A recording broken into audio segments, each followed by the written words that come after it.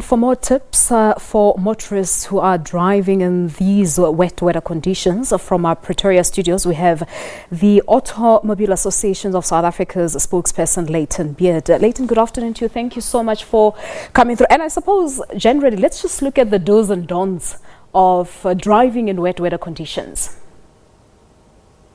Hi, Palesa. Thanks for having me. Good to be with you. I think the most important thing that we would advise all motorists to do is to focus on the road, be aware of the situation around them, and to drive to the conditions of the road. So if the road is marked at a specific kilometre per hour speed, that doesn't mean that you have to go at that speed if the conditions don't allow you to do that. Very important to drive to the conditions of the road. Put your headlights on, be aware of the surroundings, put your cell phone away, put other electronic devices away, make sure that you're buckled up and make sure that all the passengers in the vehicle are buckled up, and just really keep an eye on the road. Those, I think, would be amongst the most important pieces of information we would give to any motorist right now. And I think, as you said, most importantly, you've got to slow down in these weather conditions. And to my surprise, whilst driving to Auckland Park earlier today, people are still rushing. You can hardly even see where you're going, but you get people who are still driving in high speed. Yeah, it's very concerning, and I think that you're not the only person to experience that, Palesa. I think there's a lot of drivers out there who are extremely concerned about other drivers who seem not to appreciate the dangers of the wet weather conditions that they're driving in. So it is very important, if you take in a corner, to slow down. It's important to keep your distance from other drivers in front of you in case there is an emergency stop in front. We know that in wet weather conditions the roads become a little bit more slippery, and if you do slam on your brakes you may skid into the driver in front of you. So keep a healthy following distance between yourself and the car in front of you. Slow down when you're going into corners. Drive at a slower speed. Again, drive to the conditions of the road. And again, this comes in with making sure that your car is well maintained. Your windscreen wipers. This is not the time to find out that your windscreen wipers are not in a good condition. This is something that you need to be checking on a daily basis before the wet weather arrives. If you are driving at the moment with windscreen wipers that are not in a good condition, you're a danger not only to yourself but to other drivers as well. Yeah. You have to make sure that your brakes are in a good condition. You have to make sure that your headlights work.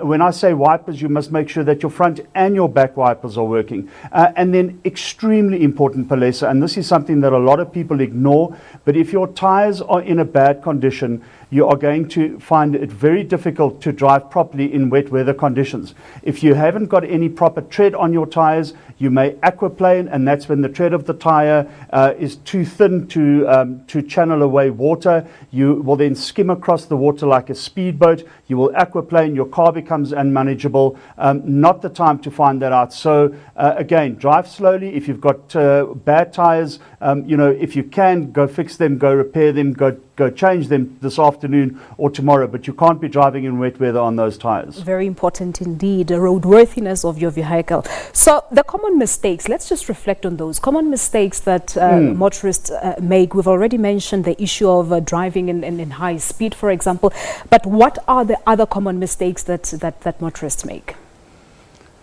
I think one of the things that we see the most often is people taking chances, especially over low-lying bridges. So somebody crosses over a bridge every day. They've been doing it for the last 3 years, and all of a sudden that low-lying bridge is now flooded. There's water over it, and they're thinking to themselves, well, I do this every day, this bridge is okay. That may not be the case. That water may sweep you away. There's a very strong current sometimes in the water that goes over these low-lying bridges, so that may be very dangerous. And also the new water that's coming over that bridge may deteriorate the surface. So it may not be as good as it was 2 or 3 or even 1 day ago. So be very careful of crossing over low-lying bridges. You really are taking a chance with your vehicle, and in some cases you may even be taking a chance with your life and with those of your passengers. So if you are unsure, then avoid that area.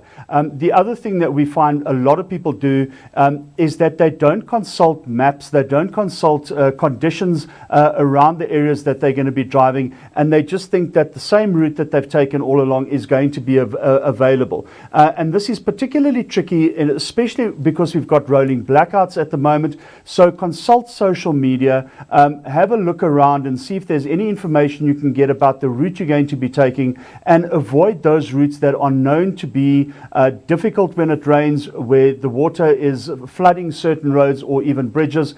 So don't just take and assume that the route you're going to go on is going to be the same, because it is like that every day. If it's raining, the game changes completely, and you have to adjust your attitude similarly. Yes, indeed. Of course, it's a problem on the road with floods as well as power outages. So finally, Layton, what precautionary measures should our motorists take, more so because we're reporting on some areas being flooded here in Gauteng? Sure, very good question. I think precautionary measure, obviously maintain your car properly.